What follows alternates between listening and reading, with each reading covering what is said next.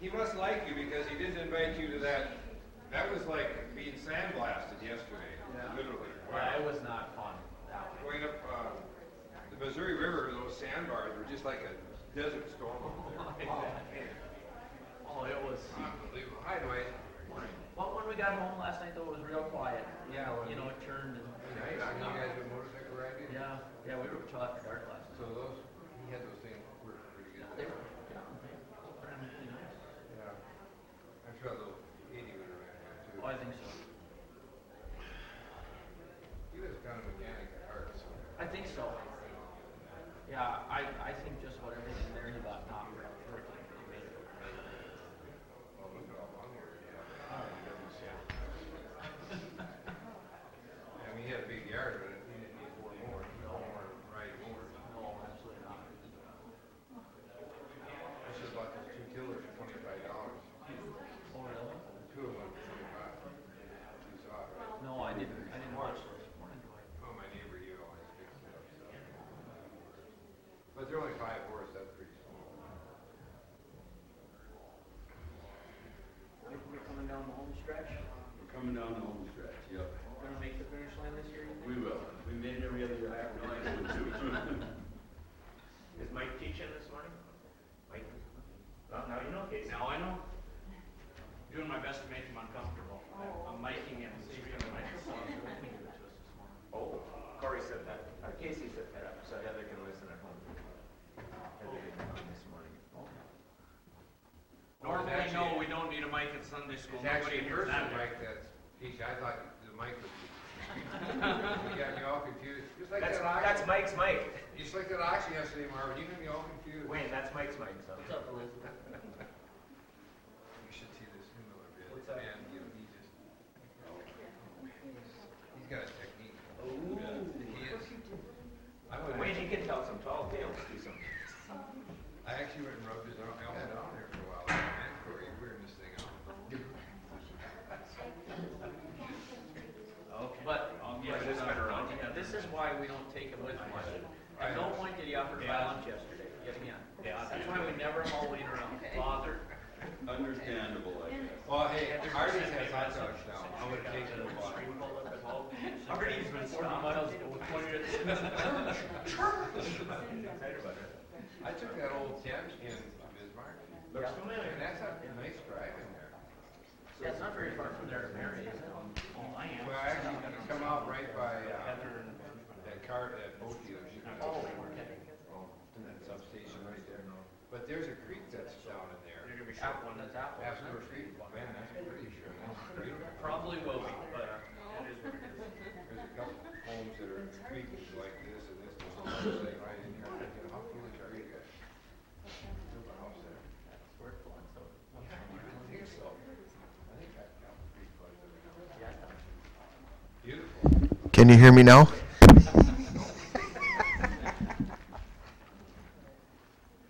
Mike, Heather asked me to do this so that she could attend Sunday school this morning. Okay. So that's why there's a mic stand. I thought, I've not had a lot of complaints that people can't hear me. Well, I've got the mains turned off actually, so.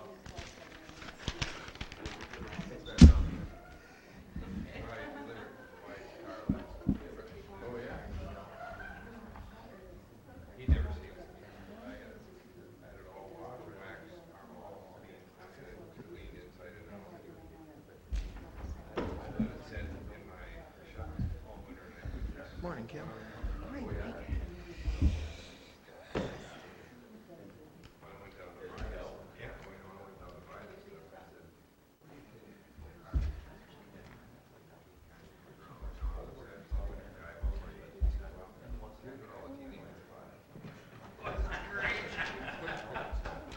There you go. I said, well, it's got to work, and I said, it's got to work. Yeah, it was great.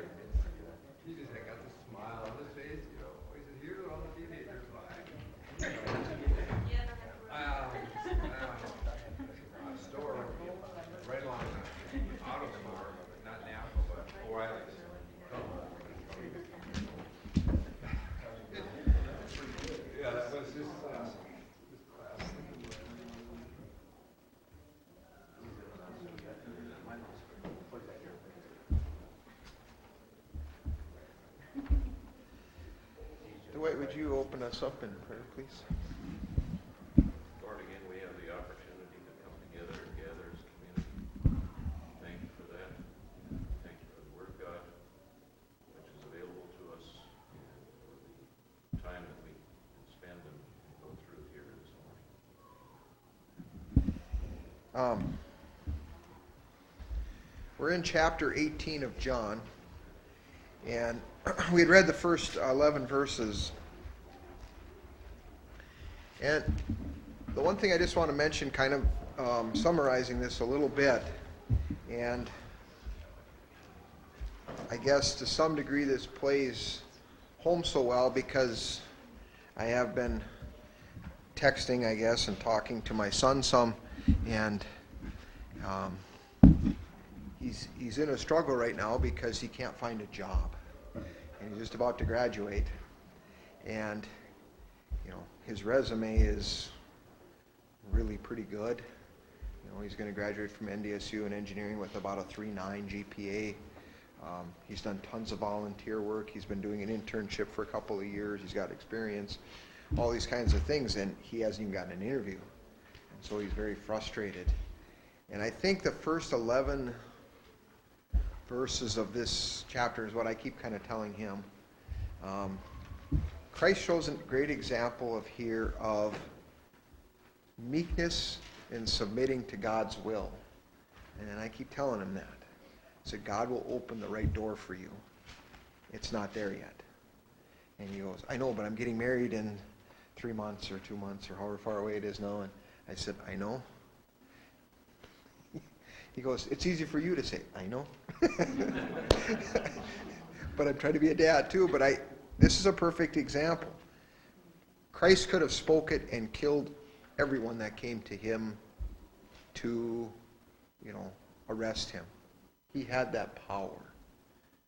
But he doesn't. Instead, he submits to God's will. And that's a difficult scenario. It's easy for me to say to my son. It's a lot harder when it affects us. But it's important that we look at this example and see sometimes we have to do things maybe that we aren't even overly fond of doing in order to submit to the will of God. And that's not an easy thing to do. It's easy to talk about. It's easy to say that we want to do this, but it's not easy, especially when you have to pack up. And, I think of Abraham. He says, go. He had to leave all of his family and leave his home. And we see multiple examples of that in the Bible. And that's difficult because, it's when we get taken out of our comfort zone. I'm sure I'm not the only one that feels this way. It's difficult to do. But Christ just shows here such a good example of, submitting to the will of the Father. Let's go on. We're going to talk about Jesus taken to Ananias.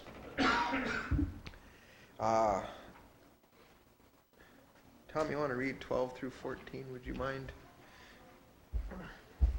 So the Roman cohort and the commander and the officers of the Jews arrested Jesus and bound him and led him to Annas first, for he was father-in-law of Caiaphas, who was the high priest that year. Now, Caiaphas was the one who had advised the Jews that it was expedient for one man to die on behalf of the people. Okay. Now, first of all,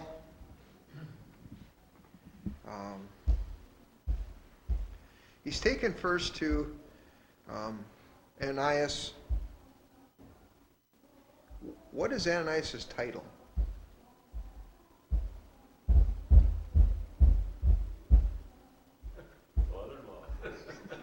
He was the high priest, right? I mean, we can read earlier. He was, but is he the high priest? No. He's not. He's not the high priest, which in part tells you that there's probably at least some division among the Jews, because technically he should be taken who? To the high priest, and he's not. He's taken to the former high priest. Apparently some people were not happy. I mean, if I understood history correctly, and somebody can correct me if I'm interpreting this wrong, I think it was stripped from Ananias because I don't think the Romans wanted him. And it was given to Caiaphas, his son-in-law, which you know how that goes. Your family members are, probably can't be a great situation. But anyway, so they take him to Ananias, so at least to some degree there had to be some division among the Jews too. They still recognized Ananias as their high priest apparently, because they take him to him. So there's at least some dissension even amongst the Jewish people. And you think about this, in Jewish culture, I guess I'm looking at Jewish history, when you were given the title of high priest, how long did that last? 1 year. That's a lifetime. Because remember, like if you committed a crime and you went to a city, one of the refuge cities, and you went and you grabbed the horns of the altar, right, to seek asylum, how long did you have to stay in that city of refuge? Till the high priest died. What's that? Till the high priest That died. was one of the conditions. Well, first you had to be found, that it wasn't, done with malice, until the high priest died. So there was no term limit, so to speak. You were high priest until you died. Well, when the high priest went into the temple though every year to make the big sacrifice every year, wasn't that a 1-year term? I didn't think they were in there for life. I thought they cast lots for that though, didn't they? Did they cast lots for going?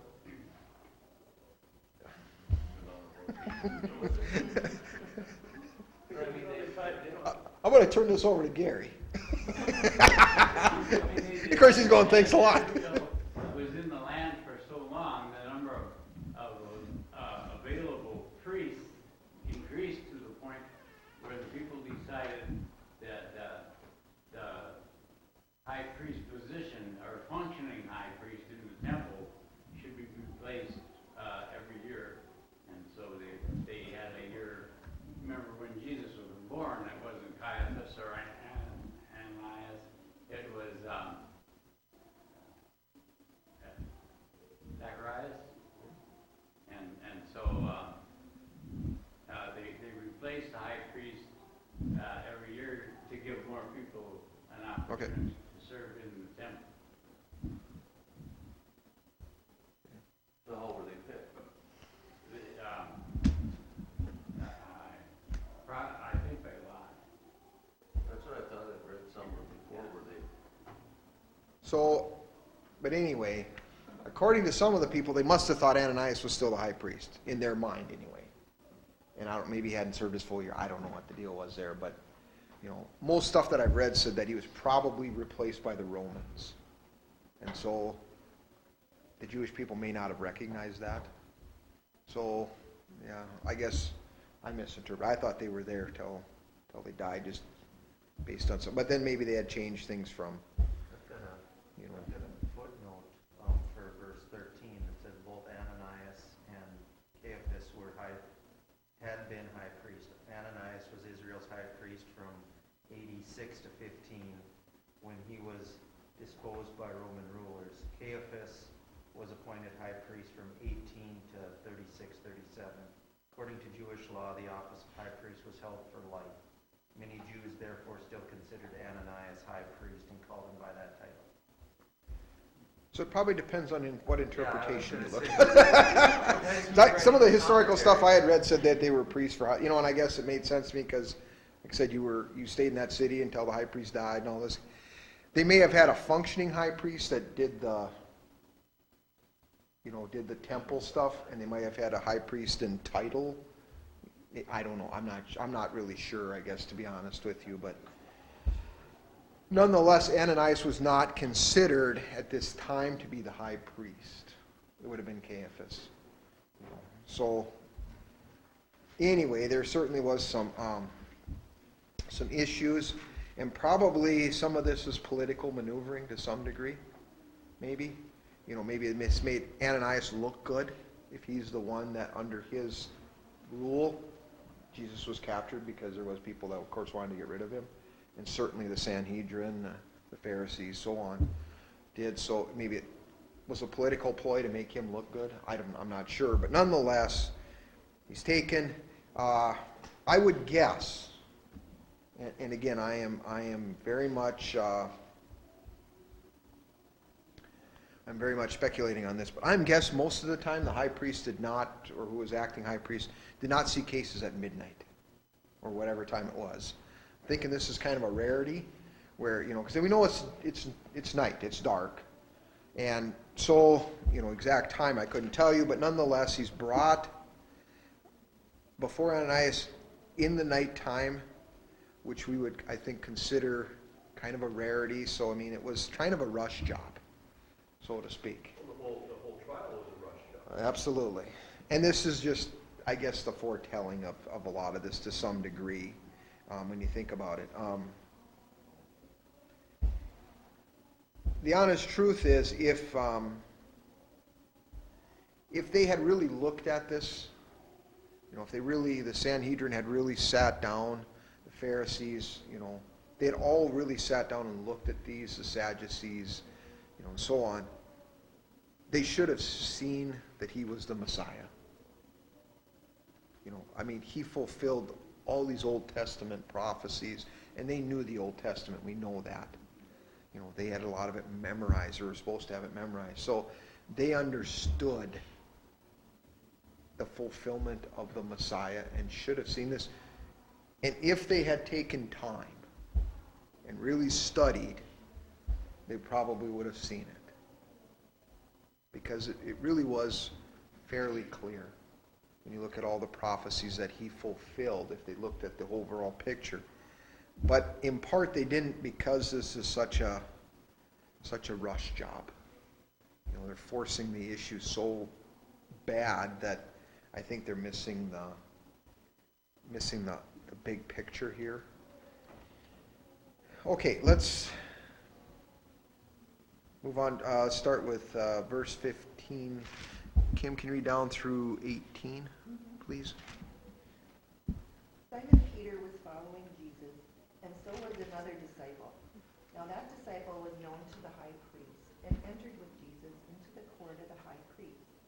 But Peter was standing at the door outside. So the other disciple, who was known to the high priest, went out and spoke to the doorkeeper and brought Peter in. Then the slave girl who kept the door said to Peter, "You are not also one of this man's disciples, are you?" He said, "I am not."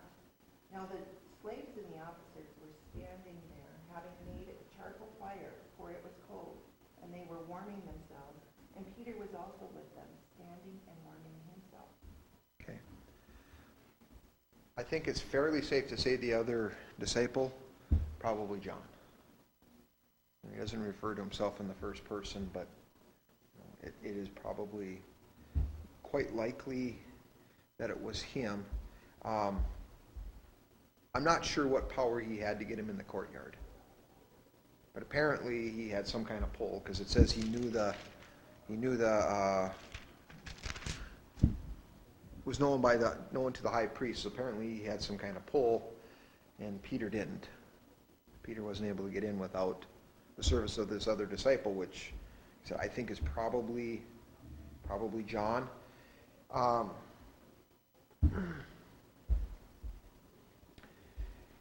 Now, when asked, Peter says, "No, it's not me." I'm not sure if there is a sin that is more fruitful than lying. Let me explain what I mean by that, by a fruitful lie. It is rare when you tell a lie that it doesn't have to be expanded upon. That's what I mean by fruitful. It grows. You know what I'm saying? You lie, and then what happens? You got to lie to cover up the lie, because there's a loophole in your lie. And then you got to lie to that lie, and you know what I'm saying? And it's just one of those that goes, like this. And this is one of those lies, or this is one of those sins, I guess you would say, where the lie is going to just expand upon itself. We know, and we're going to read this, how many times does Peter have to deny Christ? Well, he's got to lie 3 times. We know that. And understand, this is a man who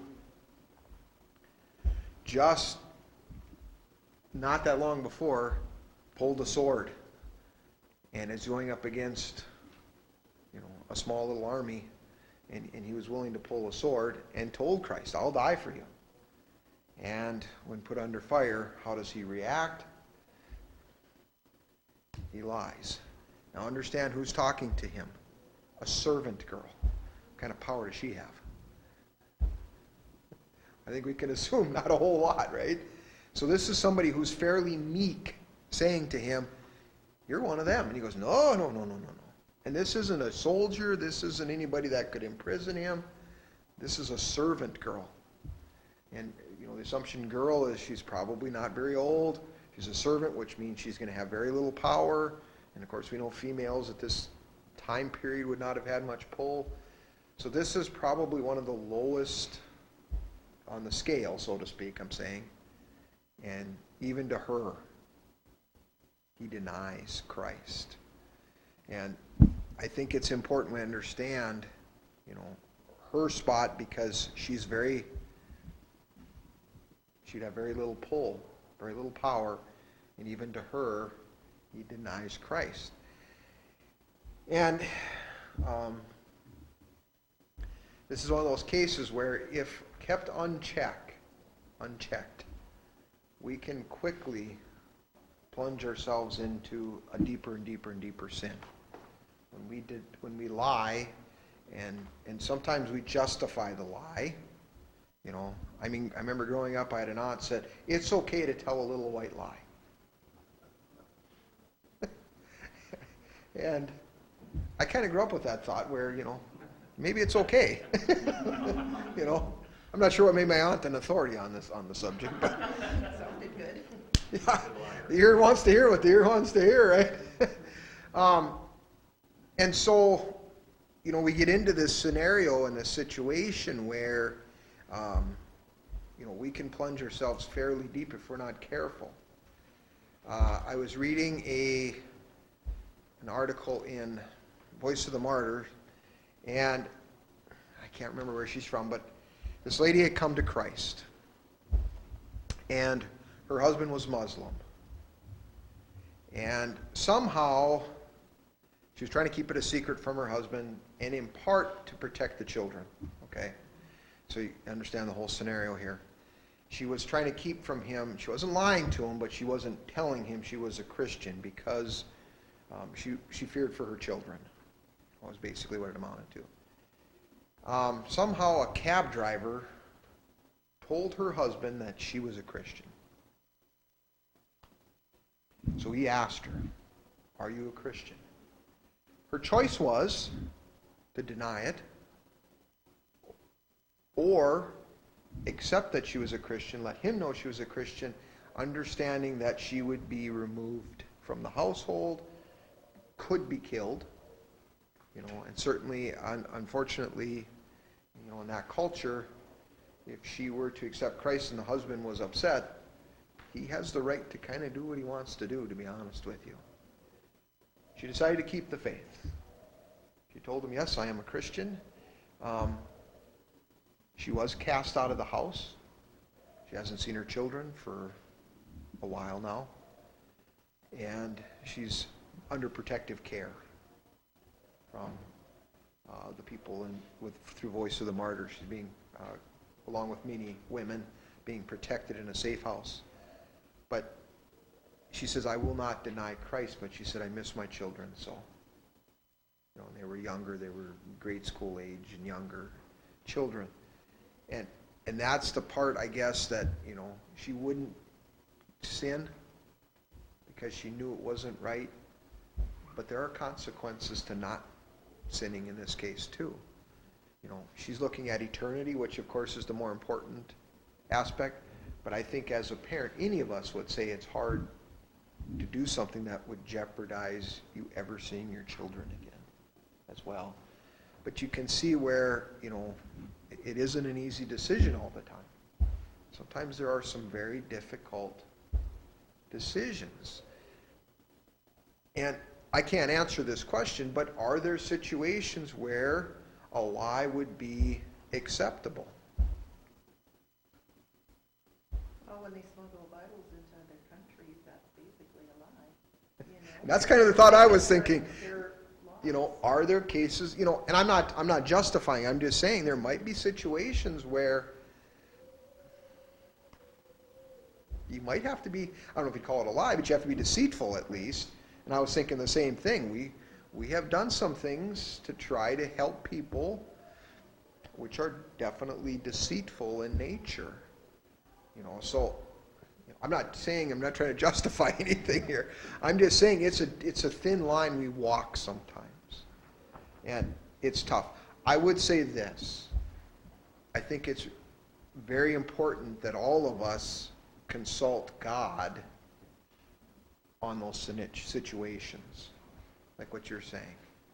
When I read, say, what the Voice of the Martyrs is doing, they're undercover a fair amount. They have to be, because their lives are in danger if they don't. They're not denying Christ, but they are being a little bit deceitful in order to deny the Muslims the power to do things. And when they're keeping them in these safe houses, they change their names in some cases. They won't reveal their names. They call them something else, and they're being somewhat deceitful. But there is a greater cause for this, but I would say it is important that we consult God on this and try to go with the coaxing that he has for us. And don't you think with Peter here that the fear was so great about what everything was going on? Absolutely. That even the servant girl could put, rise up that fear within him. And so I think it's the fear of what we face sometimes that makes us choose maybe to do the lesser of what we should be. And I think part of Peter's fear, having traveled with Christ for roughly 3.5 years, what did he do wrong? What did Christ do wrong? Peter witnessed him, helping people, performing miracles, healing. He heard him preach words of love. And through all of that, he's arrested for doing good. So if Peter said, well, I'm going to do only good, is that going to save him? Well, we know that's not the case. So at least in part, his fear's got to come from even doing right and doing good isn't going to save me here. So you're right. You're right. I mean, and fear is a huge driving force. I don't think there's any question about that. But I don't think so. Also, just say about Peter too. They didn't really understand what was going on. I mean, we always look back and think, man, they should have known all this. They didn't understand all this. no, he didn't. He would have never pulled the sword if he understood. No. You know what I'm saying? He didn't. None of the disciples understood. I don't think they understood until Christ appears to them after death. Yeah. That's when I think. The cross and the whole deal before that, they didn't understand. That's when I think things started to click for them. To be honest with you, I agree. I don't think he understood all that he was doing at this juncture. I don't think he understood. He understood parts of it, and that's sometimes is dangerous when you understand parts. You know what I'm saying, but not the whole picture. So, yeah, I agree. I think it was to some degree, and it was based out of fear, and it was based on the fact that he didn't understand the big picture, because Christ says, I mean, in verse 9, I have not lost one of those you gave me. He's pretty clear on that. I'm not going to lose anybody. But after Christ ascends, we know the fate of the disciples. And with the exception of John, they're all put to death. They all are martyred. So, it was their destiny eventually. Yes? Last week we talked about Judas, and when he, we watched, it was one of the Easter specials. Anyway, they showed Judas out in the wilderness or whatever, and he gave the bag of coins or shekels to a little shepherd boy or whatever, and then a little bit later they showed him hanging, from a tree. Well, what was the time frame of his death compared to when, was it like the next day? Was it a week? Was it a month? I mean, because that didn't go into detail at all, but it almost, they were almost at the same time in the movie, but I guess I can tell you, you only find it in Matthew and then in Acts, where they deal with Judas' death. Exact time frame, Who knows?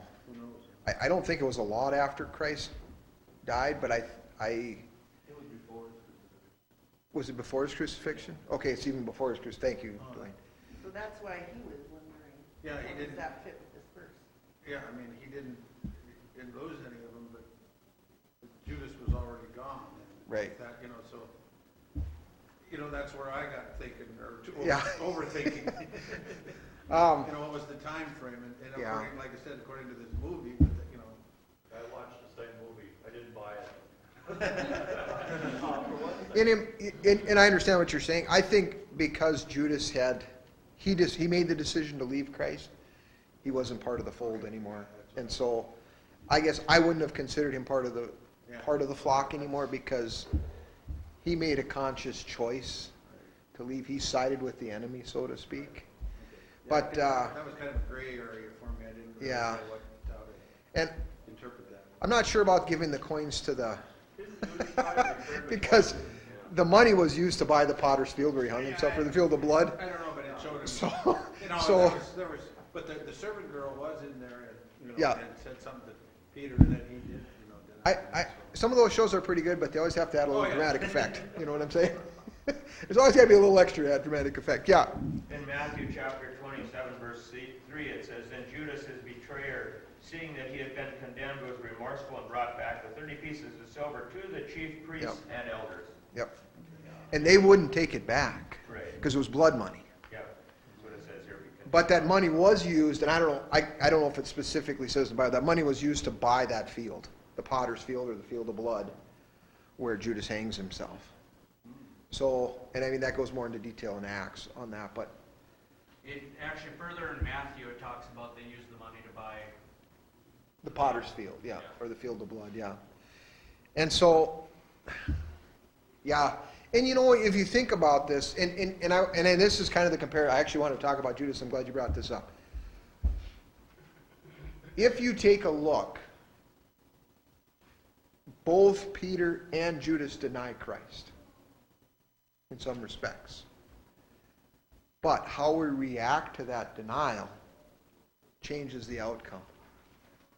How did Judas deal with it? Commit suicide. How did Peter deal with it? He understands his sin, asks for God's forgiveness, and goes on to become a cornerstone of the church. So, we make mistakes, I guess is what I'm trying to say here. However, how we deal with it can change the outcome dramatically. Judas's part, though, was more greed, though. He needed the 30 pieces of silver. Oh, absolutely. Their motives were different, but I'm just saying. Peter didn't have any real motive except to save his skin, basically. Yeah. If you look at the outcome, they both denied him. Is what I'm saying. You're right. Their motives were different, but how they reacted was completely different too. And certainly Judas fell to Satan's ploys, no question about it. And Peter's was motivated by fear. There's a different, but how they reacted was extremely different as well. Had Judas not seen Christ perform the miracles, had Judas not seen the things that Jesus had done in his ministry and heard him, absolutely.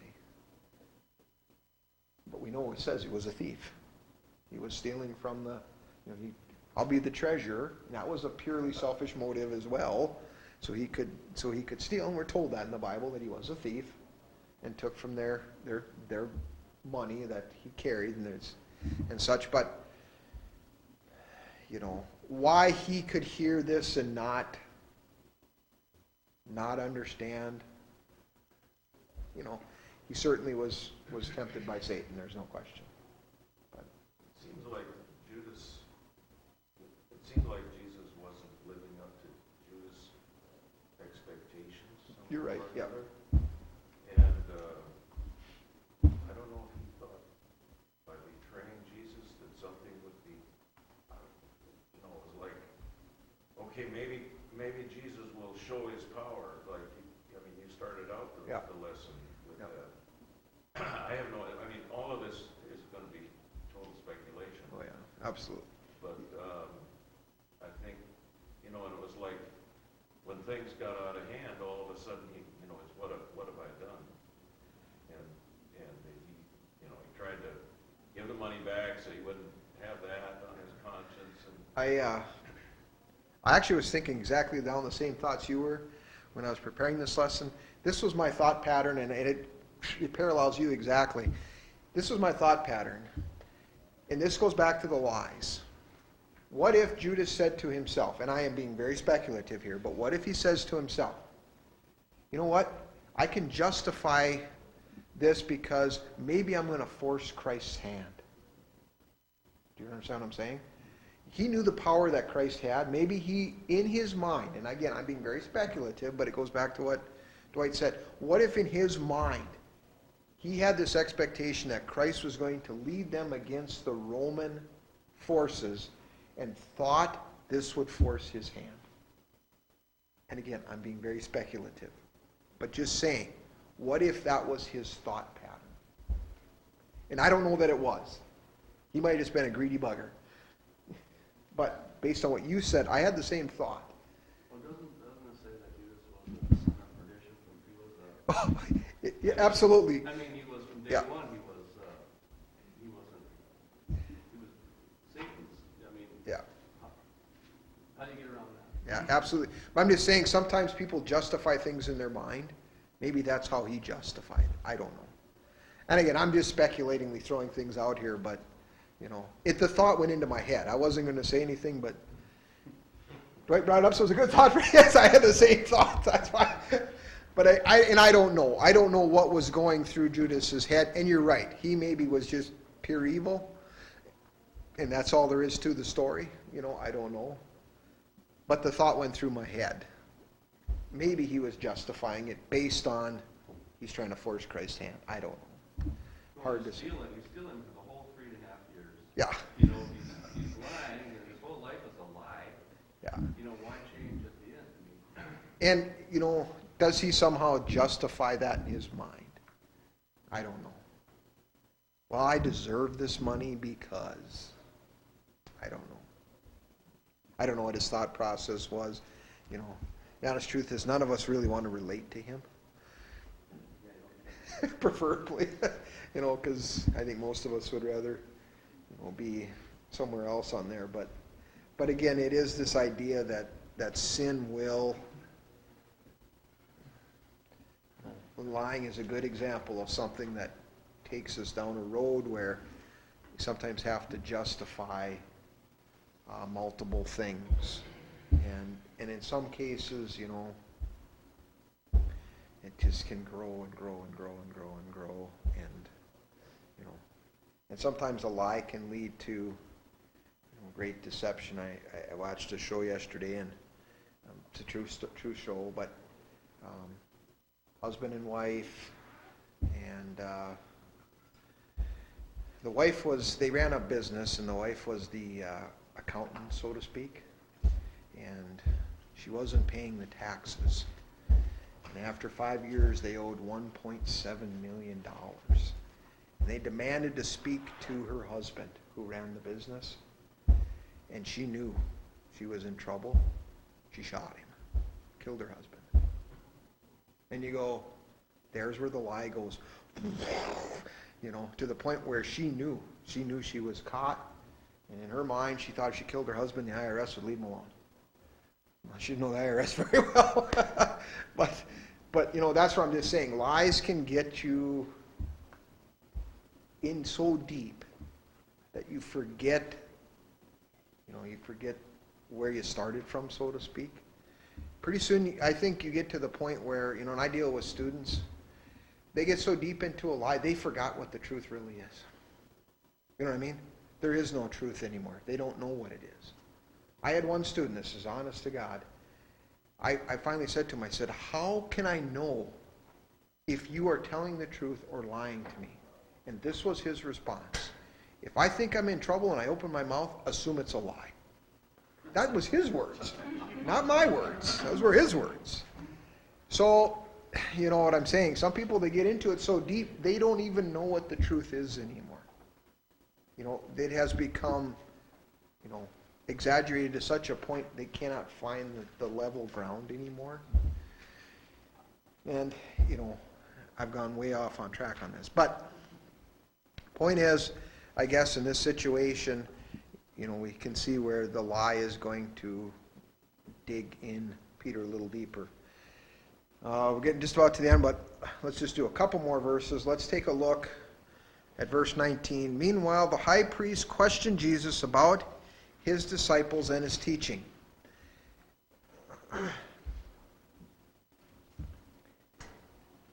Here, I think the important part of this, he is basically doing his own pre-trial here, the high priest. And unfortunately, I think he probably already has made a foregone conclusion. You know what I'm saying? He's already judged. I did in our school, every 2 weeks we meet with students for 30 minutes, and we do activities on bullying and how to prevent bullying and all those kinds of things. In my mind, it's not just about the bullying. We need to get rid of other parts of the aspect. Like this week we did stuff on stereotyping. And so I asked students questions. And I just said, I want your immediate response to write it down. You know, are you positive towards this? Are you neutral? Or are you negative? And it's amazing how many, and I'm dealing with juniors in high school, how many preconceived notions they have. But then I went and I showed them a video. This was done on MSNBC a few years ago. They took 2 dolls, a white doll and a black doll. And they brought in elementary kids. And most of the elementary kids they brought in were African American or Latino. Okay? And they would say, which is the pretty doll? The vast majority of black kids picked the white doll. They said, which doll is the mean doll? They point to the black one. These were kids that were African American descent. Which one's the ugly doll? Boom, they pointed to the black one. And then they would ask, which one most resembles you? And you could see this look come over these kids' face. That one. But there was some kind of stereotype. One kid pointed to the white doll. So which one's most like you as a Latino kid? They said, why is that doll most like you? And the kid stares and he goes, well, I'd say the ears. That's all he had. But I'm just saying there are some preconceived notions, and I was trying to get the kids to get past stereotyping, and which leads me into 19. He had already stereotyped Christ as a troublemaker, as somebody who was wrecking his plan, even though he had done an enormous amount of good. But he had been predestined, in this case, as the troublemaker. And what he's asking him here, does he know about his disciples? Does he know about his teaching? So why is he asking him about it? In my mind, I think he's trying to find a loophole. He's trying to find something to trap Christ. And what do they use? Things like, well, you said you'd destroy the temple in 3 days. Or in 3 days rebuild it, right? You can't do that. Well, of course, they misunderstood what he was saying. He wasn't talking about the temple. He was talking about his own body, the temple. But the point is, they were trying to pull out anything. They bring in people to lie, bold-faced lie, to try to trap him. And this is all done, and I think, I don't remember exactly where it was, but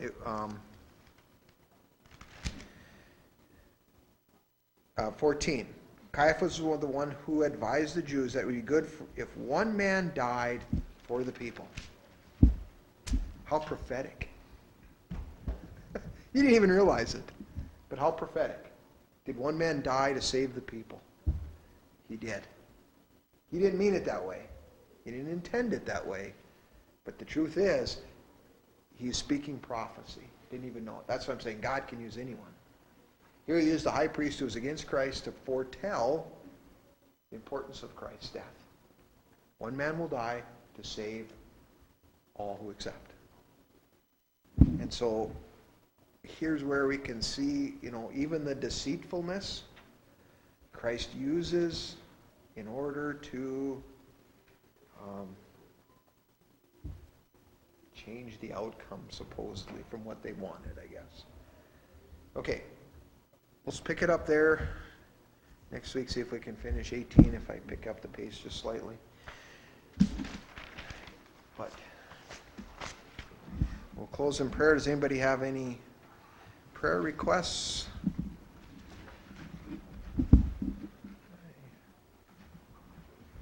I should pray about. Well, we're presenting the cantata in Bismarck today at one of the nursing homes. Okay. That ears. Certainly pray for that. Absolutely. Open the ears. I'm sure they'll be happy. I don't know if you noticed, anybody seen this on the news last night? They, I don't know if it was Century, Bismarck High, one of the Bismarck schools anyway. They did their grand march for one of the nursing homes. I thought, well, that's kind of cool. So they paraded through the nursing home in their dresses and suits and tuxes and such, and I thought that's kind of cool. The kids would be willing to do that, and you could just see the people in there. Boy, their faces just lit up. You could just, they didn't have to say nothing. You just knew, they're going, wow, this is awesome. You could tell that, they got to be around these young people and stuff. It was pretty cool. But once again, promote something and talk more than I need to. But. Okay, we'll pray. Dear Heavenly Father, we just come before you, Lord. And Lord, help us to just understand that the will that you have for us, Lord, that the direction and what you want in us and from our lives, Lord, and that we will be open to that. We'll be open to follow you and in some cases to go against what we really want to do, Lord, but rather that we are submit to your will, Lord, and that you would just continue to have mercy in our lives, Lord, and to just show us the direction that you want for us. And Lord, I just pray that you'll be with the Easter musical and the acting and everything else, Lord, that goes into this, and as they perform down in Bismarck, Lord, and maybe there will be, even if it's just one person that just sees it, that realizes what a difference that Christ makes in their lives, Lord, that it is worth it, Lord, and we just hope that it will open some eyes and ears to just what you have in store for us, Lord, and the great joy that there is in knowing you as our Savior, Lord. And Lord, I just also pray for just any other situations, maybe they're unspoken, maybe whatever the case might be, Lord, but we just pray for those things. We just pray for just everything in our lives, Lord, that they will reflect you and that we will do the things to honor you, Lord. In your name we pray. Amen.